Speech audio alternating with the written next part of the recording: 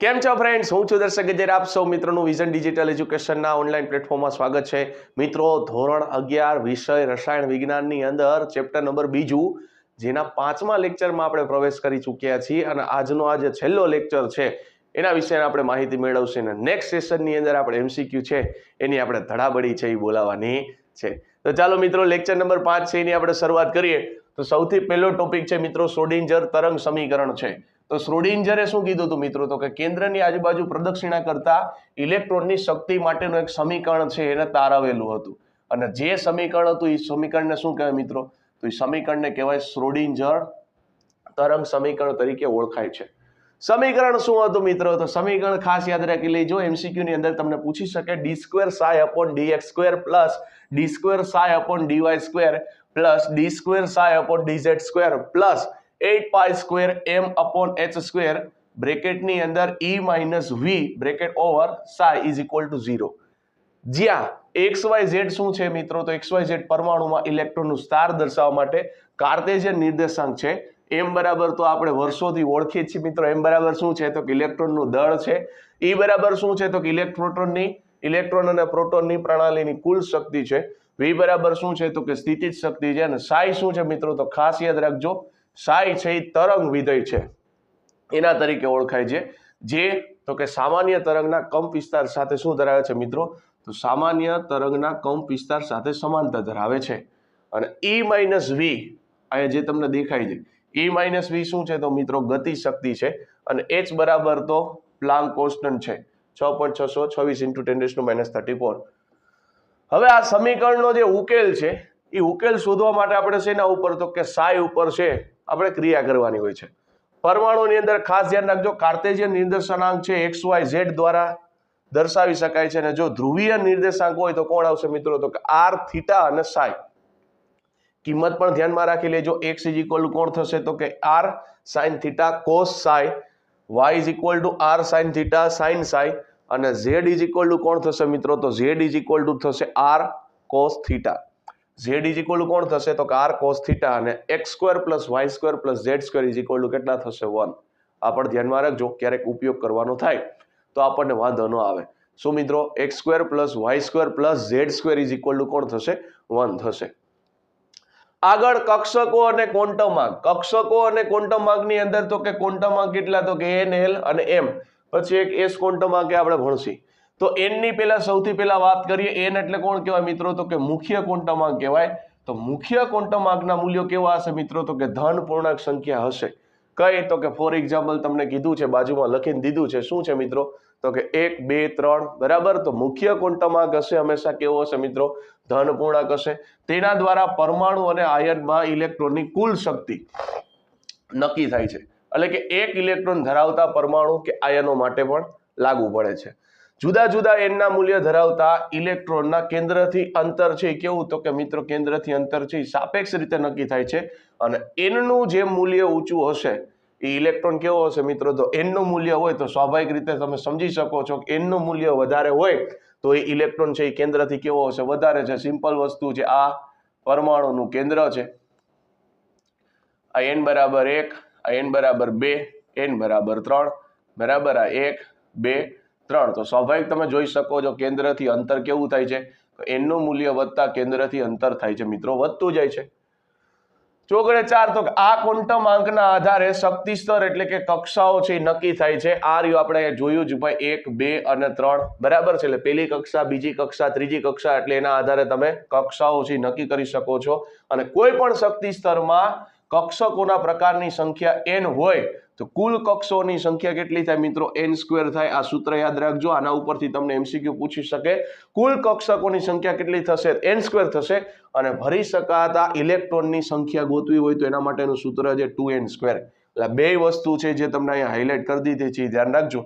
કુલ કક્ષકોની સંખ્યા n² થશે અને ઇલેક્ટ્રોનની સંખ્યા જોતી હોય તો કોણ થશે? 2n². જો આ તમને કીધું છે કે મુખ્ય ક્વોન્ટમ આંક n બરાબર 1 હોય તો કક્ષા કઈ થશે મિત્રો? k કક્ષા થશે.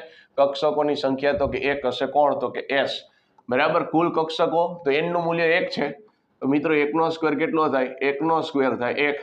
અને ઇલેક્ટ્રોનની સંખ્યા કેટલી થશે? તો 2 કૌંસમાં 1². કેટલા થશે? તો કે 1² 1 થાય, 1 × 2 એટલે 2.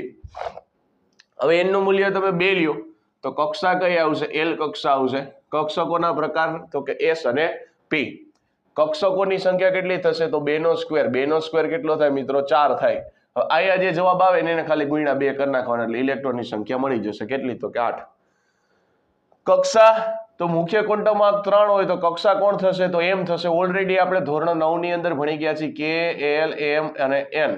બરાબર, K, L, M અને N અહીંયા સુધીના ભણી ગયા છે. ઇલેક્ટ્રોનની સંખ્યા પણ આપણે ભણી ગયા હતા 2, 8, 18 ને 32. તો એમનું મૂલ્ય એમ માટે કક્ષક મુખ્ય ક્વોન્ટમ કેટલું થાય? 3 થાય. આમ ઊંધું પૂછી શકે કક્ષકોના પ્રકાર કેટલા થશે મિત્રો? 3. કયા? S, P ને D.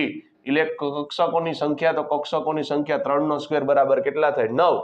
એને ગુણ્યા કેટલા કરી નાખવાના? 2, કારણ કે 2n સ્ક્વેર જ છે. ગુણ્યા 2 કરી નાખશો તો ઇલેક્ટ્રોનની સંખ્યા કેટલી મળશે? 18 મળશે. તો આ રીતે તમે ગણતરી કરી શકો. બરાબર છે. હવે તમને 18 સમજાવી દઉં. જો D ની અંદર કેટલા હોય? તો કે 10 હોય. P ની અંદર કેટલા હોય? તો કે 6 ઇલેક્ટ્રોન. S ની અંદર કેટલા હોય? 2. સિમ્પલ ગણી લ્યો. કેટલા થઈ ગયા? ગણી લ્યો તો કે ભાઈ 10 ને 6 16, 16 ને 2 18. ચાલો પૂરું થઈ ગયું. P ની અંદર કેટલા હોય મિત્રો? 6 હોય. S ની અંદર કેટલા હોય? 2 હોય. 6 ને 2 કેટલા થઈ ગયા? 8. પૂરું થઈ ગયું. બરાબર. અહીંયા ચેક કરો તો S ની અંદર કેટલા ઇલેક્ટ્રોન હોય? 2 હોય. પૂરું થઈ ગયું. બરાબર. હવે કક્ષકોની વાત કરીએ તો આ રીતે તમે યાદ રાખી શકો. S ની અંદર 1 ખાનું હોય. આની અંદર કેટલા ખાના હોય? 3 ખાના હોય. બરાબર. S ની અંદર 1 ખાનું હોય. આની અંદર 3 ખાના હોય. કુલ કક્ષકો ગણો તો 1, 2, 3 ને 4. બરાબર થાય 4. તો આ રીતે તમે યાદ રાખી શકો છો. બરાબર. એ રીતના આગળની ગણતરી તમે જોઈ શકો છો. કોણીય વેગમાન ક્વોન્ટમ આંક, બરાબર, કે જેને આપણે L વડે દર્શાવ્યું છે ગૌણ ક્વોન્ટમ આંક તરીકે કહેવાય.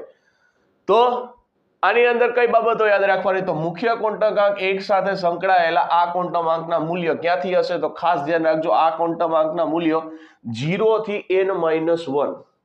એટલે L માટે યાદ રાખી લેવાનું. L માટે ક્યાંથી ચાલુ થશે? તો 0 થી n-1 સુધીના પૂર્ણાંક સંખ્યાઓ હશે.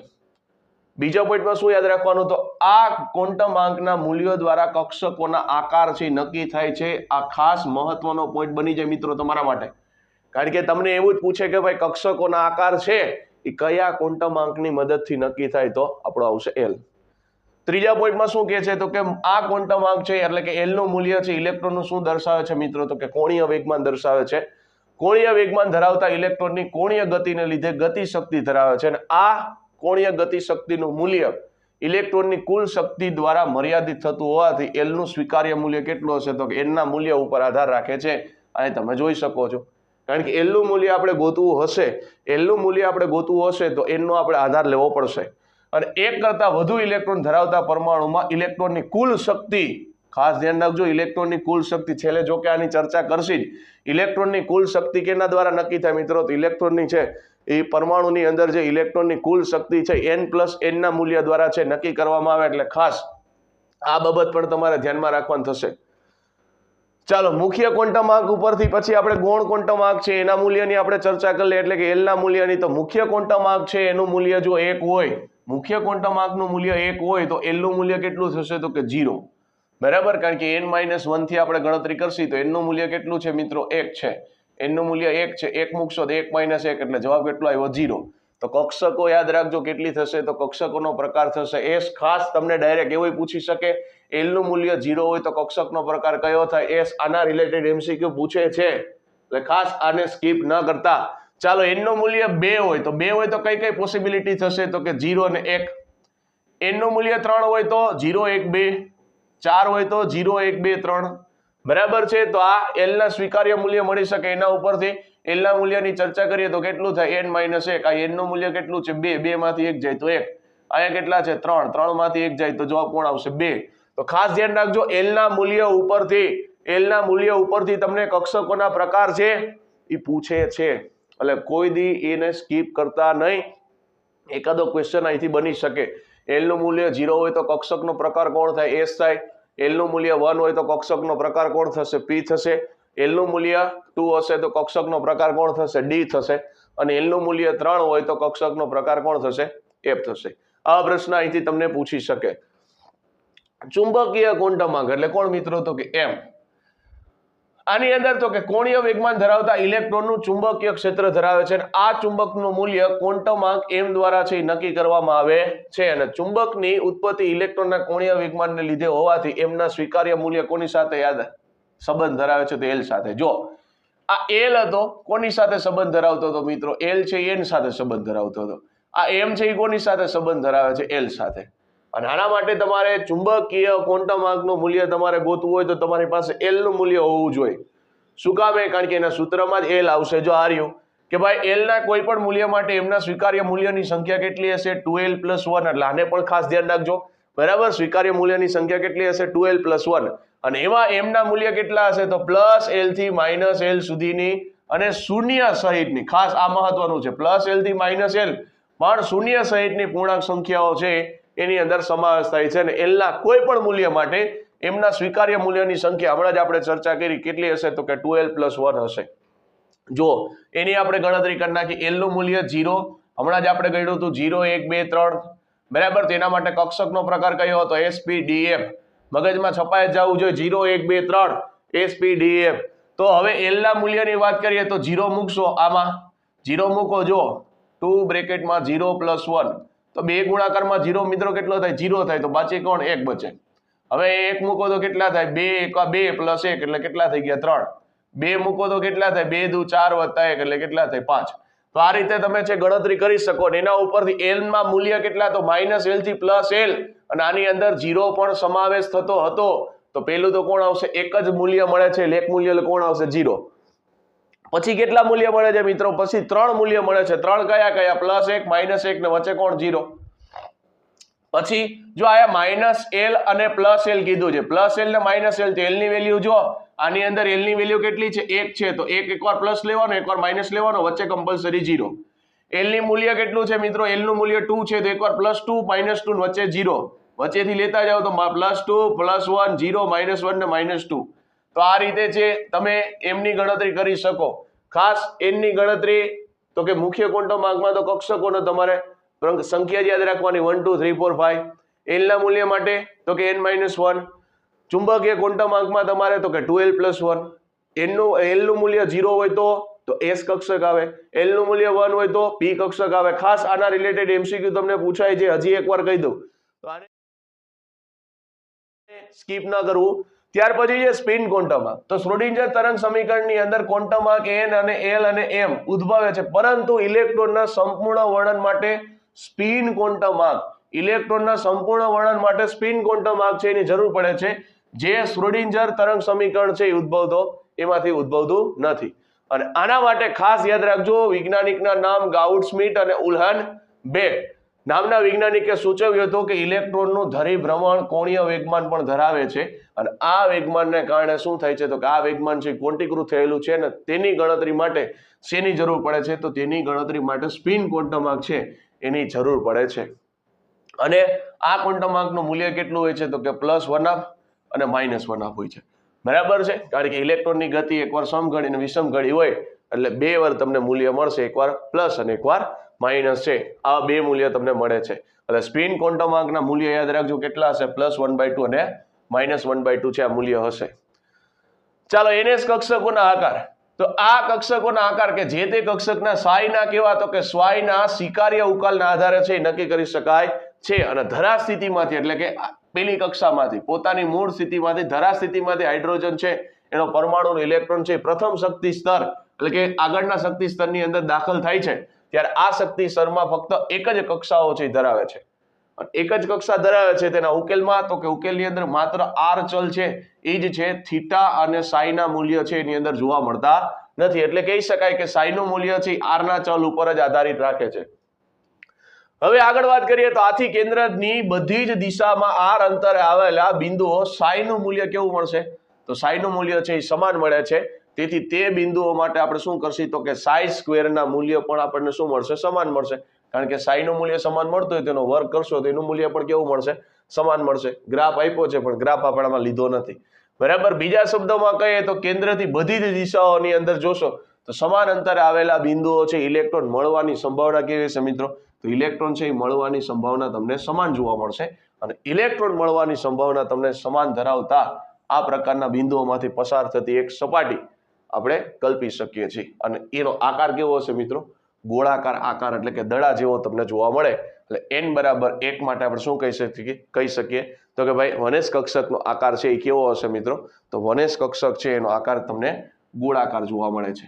આ જ પ્રમાણે વાત કરીએ તો L ના મૂલ્ય છે એના માટે 0 વાત કરીએ તો NS કક્ષક એટલે કે સાઈના સ્વીકાર્ય ઉકેલના સમીકરણમાં R ચલ છે, તેથી કહી શકીએ કે બધા જ શક્તિ સ્તરો માટે L નું મૂલ્ય કેટલું હશે તો કે 0 ધરાવતી કક્ષકો કેવી હશે? ગોળાકાર હશે. એટલે કઈ કક્ષક આપણી? S કક્ષક હશે. બરાબર, NS એટલે n નું મૂલ્ય 1 લ્યો, 2 લ્યો, 3 લ્યો, કોઈ ફેર પડશે નહીં, પણ S નો આકાર કેવો હશે મિત્રો? S નો આકાર છે એ ગોળાકાર હશે. નોડ, ખાસ વ્યાખ્યા તમને પૂછી શકે નોડની, ખાસ ધ્યાન રાખજો. નોડ એટલે તો કે કોઈ પણ કક્ષકમાં એવો અવકાશીય વિસ્તાર કે જ્યાં ઇલેક્ટ્રોન મળવાની સંભાવના કેવી હોય મિત્રો? શૂન્ય હોય. આને આપણે શું કહેશું મિત્રો? નોડ કહેશું. કે ટૂંકમાં એવા વિસ્તારની અંદર ઇલેક્ટ્રોન છે એ તમને મળે નહીં. તો જો આ 1s કક્ષકની વાત કરીએ તો વચ્ચેનો ભાગ તમારા માટે શું થઈ ગયો? નોડ થઈ ગયો.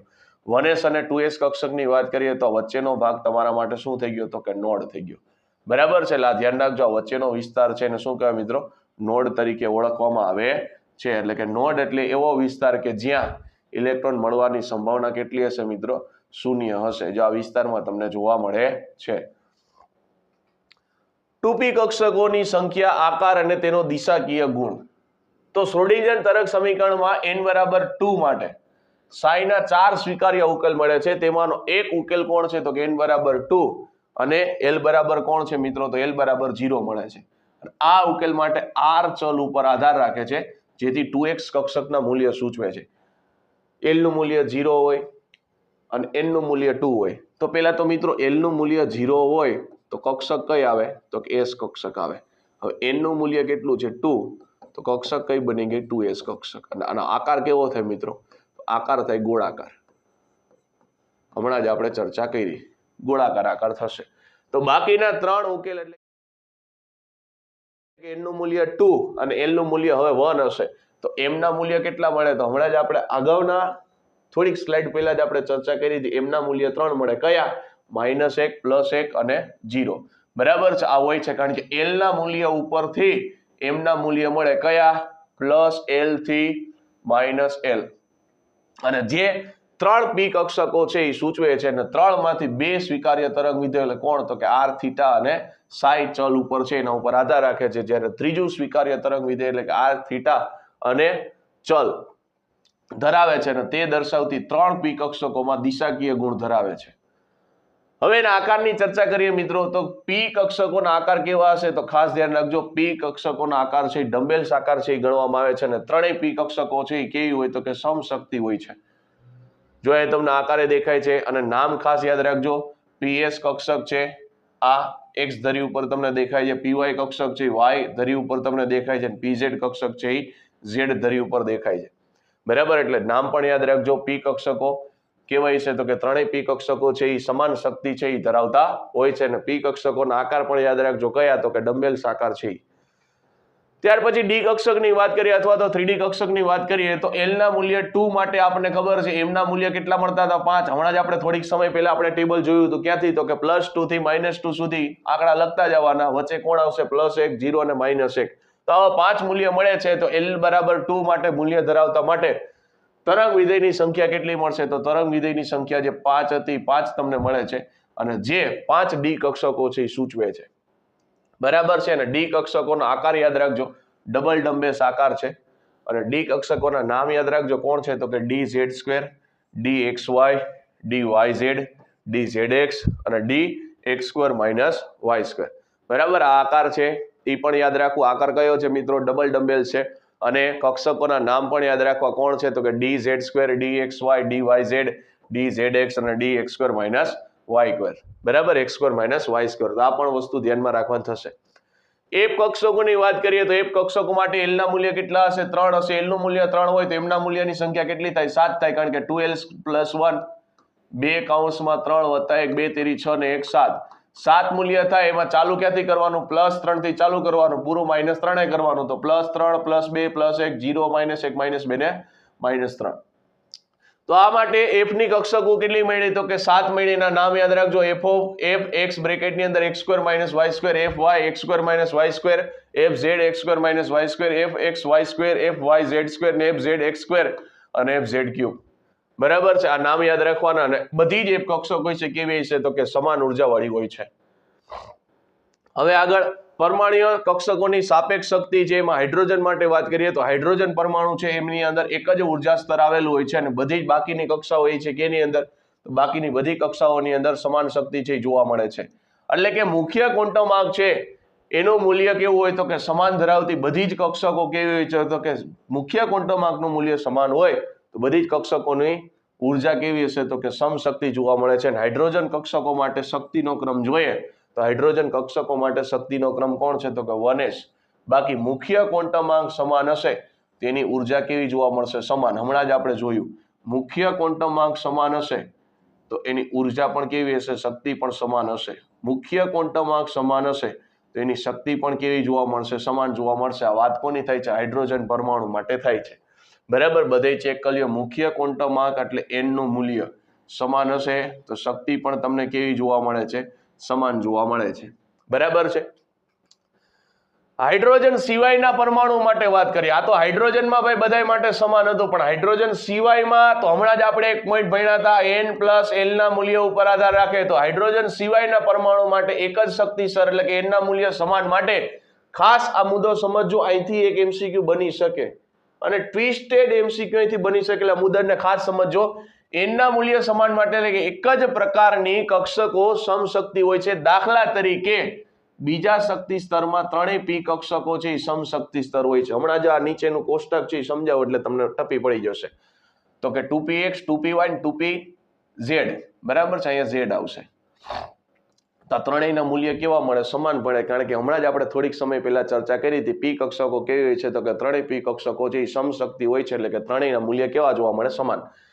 પરંતુ એક જ શક્તિ સ્તરમાં n ના મૂલ્ય સમાન માટે જુદા જુદા પ્રકારની કક્ષકો માટે શક્તિનો ક્રમ ખાસ ધ્યાન રાખજો. શક્તિનો ક્રમ કેવો હોય તો કે s p d અને f હોય છે. અને સમાન રીતે હાઇડ્રોજન સિવાયની વાત થાય કારણ કે હાઇડ્રોજનની હમણાં આપણે અગાઉ ચર્ચા કરી લીધી. તો હાઇડ્રોજન સિવાયના પરમાણુ માટે કક્ષકોની શક્તિનો ક્રમ n અને l ના સરવાળાના મૂલ્યના આધારે નક્કી કરવામાં આવે છે. જે અહીંયા આની ચર્ચા કરી. મુખ્ય ક્વોન્ટમ આંકની અંદર આની આપણે ચર્ચા કરી હતી છેલ્લા પોઈન્ટમાં કે n+l નું મૂલ્ય ઊંચું તેની શક્તિ વધારે. ફરીથી બોલું છું. આ બે પોઈન્ટ હમણાં બોલીશ એ ધ્યાનમાં રાખજો. ખાસ અલગ પેનથી તમને હાઇલાઇટ કરી દઉં. n+l છે એનું મૂલ્ય ઊંચું તો એની શક્તિ વધારે. પરંતુ જો બે જુદી જુદી કક્ષકો માટે n+l નું મૂલ્ય સમાન હોય તો જે કક્ષક માટે n નું મૂલ્ય વધારે હોય તે કક્ષકોની શક્તિ વધારે હોય છે.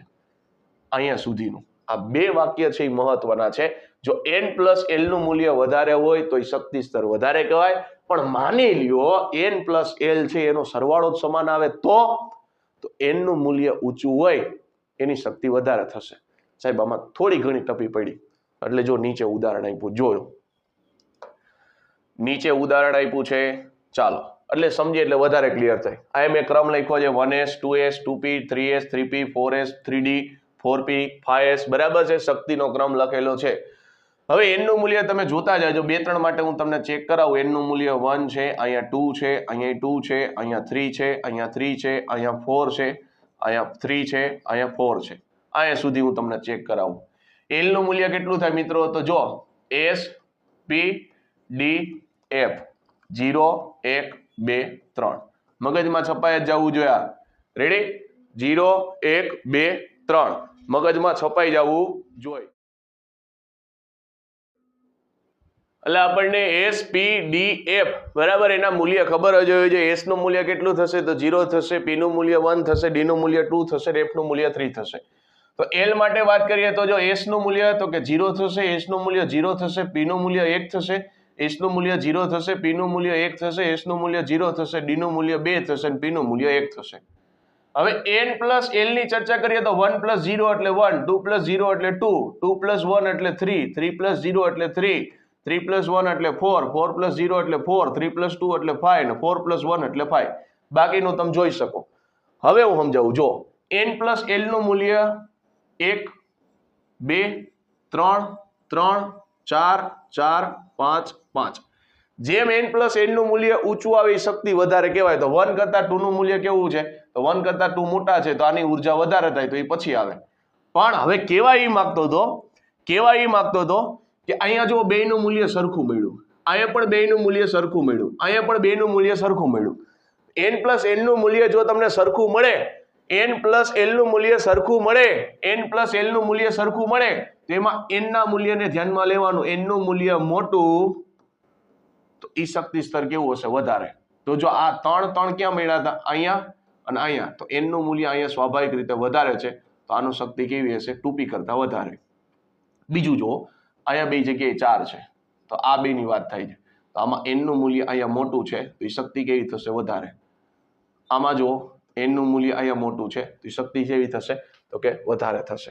હવે ક્લિયર થઈ ગયું હશે, બરાબર? એટલે n + l નું મૂલ્ય ઊંચું તો શક્તિ સ્તર વધારે. પણ માની લ્યો બેયનો સરવાળો સરખો આવે તો n ના મૂલ્યને ધ્યાનમાં રાખવાનું. n નું મૂલ્ય છે એ વધારે હોય, n નું મૂલ્ય વધારે હોય તો શક્તિ સ્તર કેવો થશે? વધારે થશે. આના રિલેટેડ તમને MCQ પૂછી શકે કે નીચેનામાંથી શક્તિક્રમ કોનો વધારે છે, કોનો ઓછો છે, અથવા તો ઓર્ડર છે, આવું તમને પૂછી શકે. હાલો, ઇલેક્ટ્રોન રચનાના નિયમની વાત કરીએ તો સૌથી પહેલા અવબાવનો સિદ્ધાંત આવે છે કે પરમાણુમાં રહેલા ઇલેક્ટ્રોનની સૌથી ઓછી શક્તિ ધરાવતા કક્ષકોમાં દાખલ થાય છે, ત્યારબાદ જ ક્રમશઃ ઊંચી શક્તિ ધરાવતા કક્ષકોની અંદર દાખલ થાય છે. એમાં એક્સેપ્શન કેસ છે હાઇડ્રોજન સિવાયનો. અને એના માટેનો ચડતો ક્રમ યાદ રાખ્યો છે, ખાસ ધ્યાન રાખજો. 1s 2s 2p 3s 3p 4s 3d 4p. આના ઉપરથી જ વાત કરી છે ટૂંકમાં. એને શું કીધું તો કે પરમાણુની અંદર ઇલેક્ટ્રોન દાખલ થશે તો સૌથી ઓછી શક્તિ ધરાવતા કક્ષકો છે એની અંદર દાખલ થશે, ત્યારબાદ ઊંચી શક્તિ ધરાવતા છે એના કક્ષકોની અંદર દાખલ થાય. માની લ્યો ઇલેક્ટ્રોન આવ્યો તો ઇલેક્ટ્રોન ડાયરેક્ટ 2s માં દાખલ ન થાય, પેલા કોની અંદર દાખલ થાય? 1s ની અંદર દાખલ થાય, પછી 2x માં દાખલ થશે. આ પણ ધ્યાનમાં રાખજો. પોલી નિષેધનો સિદ્ધાંત શું કહે છે? તો કોઈ પણ કક્ષકમાં વધુમાં વધુ કેટલા ઇલેક્ટ્રોન હશે? તો 2 ઇલેક્ટ્રોન છે સમાવી શકાશે. 2 કરતા વધુ ઇલેક્ટ્રોન સમાવી શકાશે નહીં, બરાબર? કોઈ પણ કક્ષક હોય છે એની અંદર મેક્સિમમ કેટલા ઇલેક્ટ્રોન સમાવી શકાશે? 2 ઇલેક્ટ્રોન છે તમે સમાવી શકો છો. એક જ પરમાણુમાં કોઈ પણ 2 ઇલેક્ટ્રોનના ચારે ક્વોન્ટમ આંક કદાપી સમાન ન હોઈ શકે. આવી તમને પૂછે કે નીચેનામાંથી આ ઇલેક્ટ્રોનની જે રચનાનો નિયમ છે કોણે આપેલો? તો આપણે ખબર હોવી જોઈએ.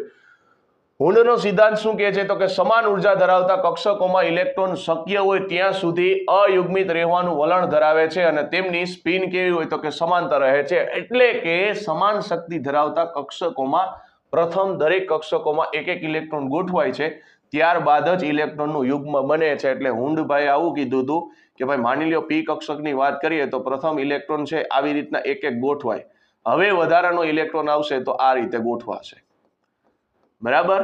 આ રીતે વાત કરેલી હતી. બીજા થોડાક સૂત્ર છે એને પણ યાદ રાખી લેજો. કોણીય વેગમાન તો કે L બ્રેકેટની અંદર L + 1 h/2π. ધરાભ્રમણ એટલે કે કોણીય વેગમાનની વાત કરીએ તો S બ્રેકેટની અંદર S + 1 h/2π. ક્યારેક તમને આ સૂત્ર ઉધારિત તમને દાખલા પૂછી શકે. સ્પિન ગુણકની વાત કરીએ તો 2s + 1. S બરાબર કોણ છે? તો કે કુલ સ્પિન છે, એનું સૂત્ર તો કે n × 1/2.